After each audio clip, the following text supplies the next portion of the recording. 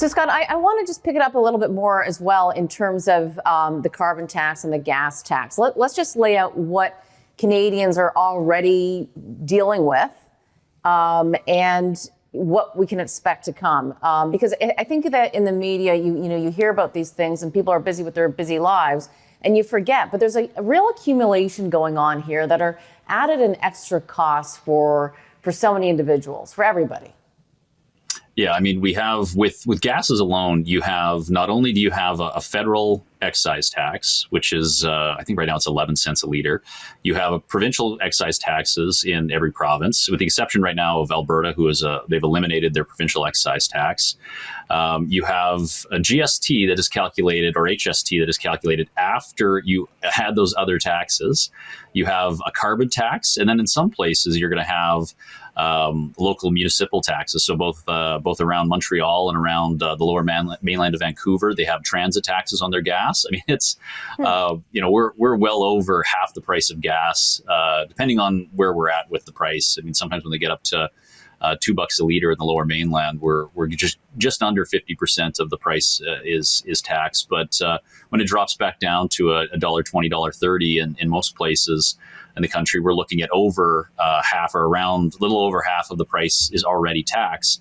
On top of that, the government raises the carbon tax every year on April 1st, and they're going to continue to do that up to 2030 and maybe beyond.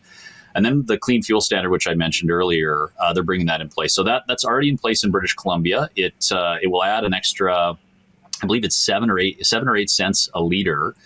These clean fuel standards that the government's bringing in later this year. We think it's coming in the fall of 2023 is when it was slated to come in. These all are just tacking on more and more, and those things start to then trickle out to other things, right? So if you increase the price of gas and diesel, trucking and trucking goods into the grocery stores goes up. Transporting people around. It's not just you driving your kids to soccer and hockey practice. It's everything goes up because it gets baked into the cost of everything that we buy.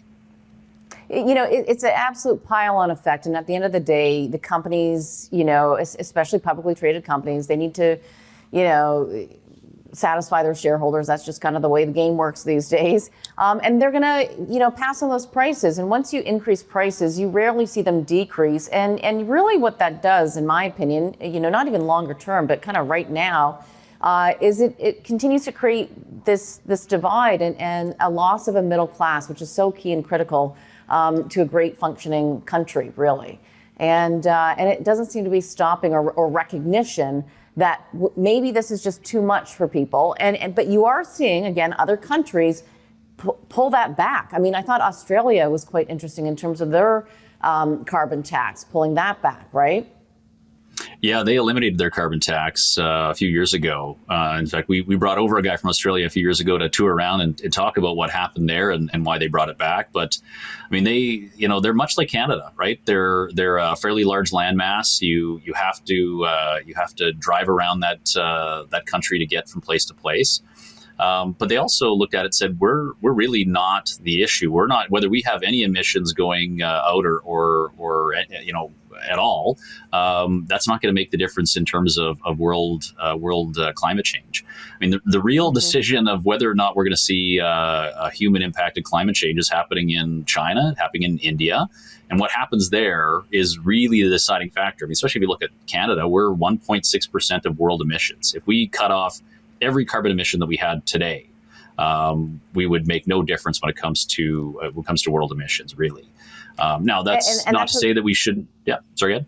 Yeah, it's not to say we shouldn't do our part, but to such a degree where individuals are so impacted in terms of their cost of living, when Canada is 1%. People really need to realize this. Mm-hmm. Canada is not the polluter here. The reality is it's the larger countries that aren't nearly as strict, like China and like India. They've been very clear about this.